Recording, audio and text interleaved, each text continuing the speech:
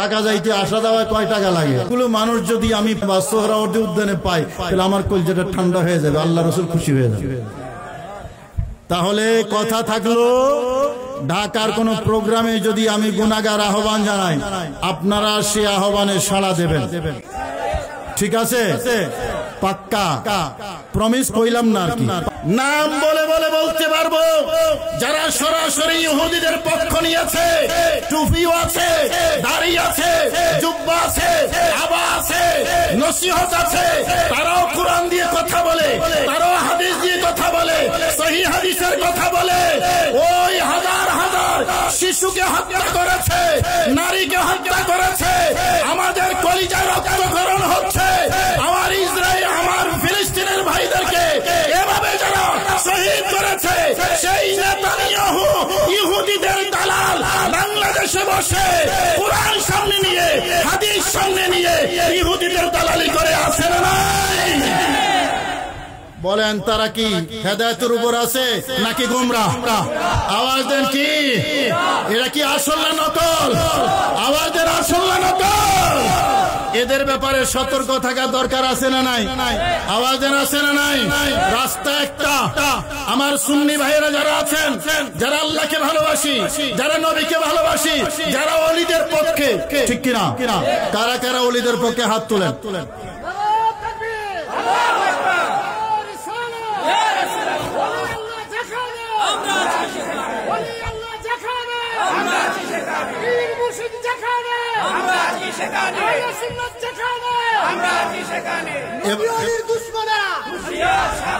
এবার আমাকে বলেন, বড় পীর আব্দুল কাদের জিলানী উনি বেশি বুঝতেন নাকি এই যুগের শায়েখরা বেশি বুঝে? আওয়াজ দেন। বড় পীর আব্দুল কাদের জিলানী বেশি বুঝতেন, গরিব নওয়াজ বেশি বুঝতেন। তো এখন যারা শেখ আছে না, আওয়াজ দেন, আছে না? এখন যারা শেখ, যারা ফিলিস্তিনের যোদ্ধাদেরকে সন্ত্রাসী বলে, এদের থেকে আমার গরিব নওয়াজ বেশি জানতেন, আমার গৌসুল আজম দস্তগীর বেশি জানতেন, হযরতে শরফুদ্দীন চিশতি বেশি জানতেন, বাবা শাহজালাল বেশি জানতেন। সুতরাং এদের কথা শোনা দরকার নাই। আমরা ওই যে গৌসবাগ আব্দুল কাদের জিলানী সহ আল্লাহর ওলিরা যা আমাদেরকে দিয়েছে, যা শিক্ষা দিয়েছেন, এটাই আমাদের জন্য যথেষ্ট। কথা বলেন ঠিক কিনা? সুতরাং সবাই ঐক্যবদ্ধ থাকবেন। আমি আগেই বলেছি, ইঁদুর ঢুকতেছে ঘরে ঘরে, আকীদার দুশমন ঢুকতেছে ঘরে ঘরে। কিছু চোর আছে জুতা চুরি করে, কিছু চোর আছে ঈমান চুরি করে। কোনটা ডেঞ্জারাস? আওয়াজ দেন না। ঈমান চোর ডেঞ্জারাস, কিন্তু আমরা চোখ খোলা রাখি জুতা চোরের জন্য। ঈমান চুরি হয় কিনা সেখানে আমাদের কোনো এত খেয়াল, মনে করি হুজুর তো হুজুরে, বাপরে কত লম্বা দাড়ি, কত মানুষ হয়েছে হুজুরের মাহফিল। ঈমান চোর আছে না নাই? মনে রাখবেন, মুফতি শহীদুল্লাহ বাহাদুর সাহেব অনেকগুলো মাসালা আপনাদেরকে বলেছেন, সবগুলো আহলে সুন্নাত ওয়াল জামাতের মাসালা। আমি ওসমান গনি সালেহী সাহেবের আলোচনা শুনি নাই, আমি কোন মাসালার দিকে যাচ্ছি না, শুধু সতর্ক করতেছি। সুন্নি মানে আহলে সুন্নাত ওয়াল জামাত, এটা হলো পিওর, এটা হলো আসল, এটা হলো জান্নাতের, এটা হলো নাজাতের, এটা আল্লাহ এবং রাসূলের। কথা বলেন ঠিক কিনা? এর বাহিরে যাওয়ার কোন সুযোগ, আওয়াজ দেন, কোন সুযোগ নাই। আপনি যেই পীরের মুরিদ হন, আমাদের শফিকুল ইসলাম সাহেব আছেন এখানে, আছেন না? ওনার আব্বাজান অনেক মুখলেস মানুষ ছিলেন। আমাকে নিকলি হাই স্কুল মাঠটা কোন দিকে? কোনটা? ও তাই নাকি? ও আচ্ছা। আল্লাহ ওনাকে জান্নাতুল ফেরদৌস নসিব করুন। আজ থেকে প্রায় 20-22 বছর আগে বা তারও বেশি হবে, উনি দাওয়াত দিয়ে নিয়ে এসেছিলেন। আমার মনে হয় 20 থেকে 30 হাজার মানুষ হয়েছিল। তো এরকম সুন্নি পীর মাশায়েখ, শুধু শফিকুল ইসলাম সাহেবের কথা বলছি না, সুন্নি পীর মাশায়েখ যারা আছে, আমরা সবাইকে সম্মান করি, সুন্নি হইলেই চলে। কথা বলেন ঠিক কিনা? কিন্তু আহলে সুন্নাত ওয়াল জামাতের প্রশ্নে আমরা এক না দুই? সবাই কয় না, হাত তুলে কইলে খুশি হইতাম। আহলে সুন্নাত ওয়াল জামাতের প্রশ্নে আমরা সবাই, আওয়াজ দিয়ে বলেন সবাই, আকীদার প্রশ্ন কষ্ট যখন আসবে, আরে আমরা তো এসেছি নবীর জন্য, যাব নবীর জন্য। দহন মে যুবা तुम्हारे लिए, बदन में है जान तुम्हारे लिए, हम आए यहाँ तुम्हारे लिए, उठे भी वहाँ तुम्हारे लिए। কার জন্য? আমার কামলিওয়ালার জন্য। কথা বলেন ঠিক কিনা? নবীর জন্য এসেছি, নবীর জন্য যাব, যেতে তো একদিন হবে। নবীর জন্য জীবন দিলে সার্থক। কথা বলেন ঠিক কিনা? যারা নবীর দুশমন তাদের সাথে কোনো আপোষ, আওয়াজ দেন, কোনো আপোষ নাই। যারা নবীকে ভালোবাসেন, আউলিয়া কেরামকে ভালোবাসেন, সবাই ঐক্যবদ্ধ থাকবেন। আমাকে আপনারা ওয়াদা দিয়েছেন, পীর যার যার, সুন্নিয়ত, আওয়াজ দিয়ে বলেন সুন্নিয়ত সবার।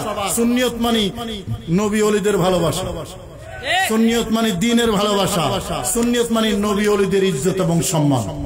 কথা বলেন ঠিক কিনা? আল্লাহ আমাদের সবাইকে বুঝার এবং আমল করার তৌফিক নসিব করুন।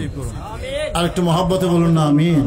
আমি এখানে শেষ করছি। যারা আয়োজক আছেন, আমাকে কষ্ট করে দাওয়াত দিয়েছেন, আমি সবার কৃতজ্ঞতা আদায় করছি। বাকি আলোচনা মুফতি গিয়াসউদ্দিন সাহেব করবেন। আমি আপনাদের খেদমত থেকে বিদায় চাইছি। সাংগঠনিক কাজে হয়তো ভবিষ্যতে আপনাদের কাছে আসব। ঢাকার মধ্যে যদি কোনো প্রোগ্রামের আহ্বান হয়, ঢাকার মধ্যে আপনারা যাবেন না। আমি গুনাহগার, মাঝে মাঝে যে আহ্বান জানাই, এই খবর আপনাদের আসেনি, সবার নাই। কত টাকা লাগে এই নিকলি থেকে ঢাকা যাইতে, আসা দেওয়ায় কয় টাকা লাগে? এগুলো মানুষ যদি আমি সোহরাওয়ার্দী উদ্যানে পাই, তাহলে আমার কলজাটা ঠান্ডা হয়ে যাবে, আল্লাহ রাসূল খুশি হয়ে যাবে।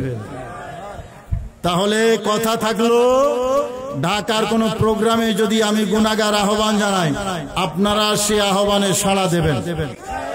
ঠিক আছে? পাক্কা প্রমিস কইলাম না, আর কি পাক্কা কইলাম।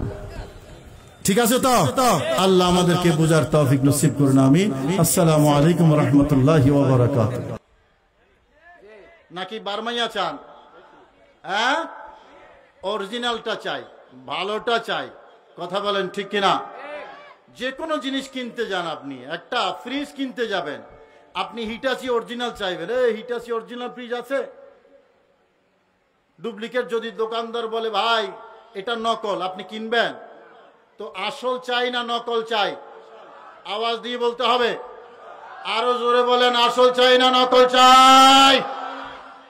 নবীজি বলেছেন বনি ইসরাইল 72 দলে বিভক্ত হয়েছে, আমার উম্মত 73 দলে বিভক্ত হবে। যদিও আমরা বিভক্তি চাই না, আল্লাহ বিভক্তি চান না, রাসূলও বিভক্তি চান না, সাহাবায়ে কেরামও বিভক্তি চান নাই, আউলিয়া কেরাম বিভক্তি চান নাই। কারণ আমাদের রব এক। বলেন রব, আঙ্গুল তুলা কোন? আল্লাহ কয়জন? আরো জোরে বলেন কয়জন? আমাদের রব এক, আমাদের নবী এক, আমাদের কিবলা এক, আমাদের কোরআন। সুতরাং মুসলমানও এক থাকবে, এটাই তো ছিল কাম্য। দুর্ভাগ্যজনক ভাবে নবীজি ভবিষ্যৎবাণী করে গেছেন, আমি চাই এক থাকুক, কিন্তু আমার উম্মত এক থাকবে না। হুজুর কত দল হবে? বললেন বনি ইসরাইল থেকে বেশি হবে, তারা হয়েছিল 72, আমার উম্মত হবে 73। 72টা হবে জাহান্নামী, 2 নম্বর ডুপ্লিকেট নকল, একটা হবে আসল অরিজিনাল। কথা বলেন সুবহানাল্লাহ।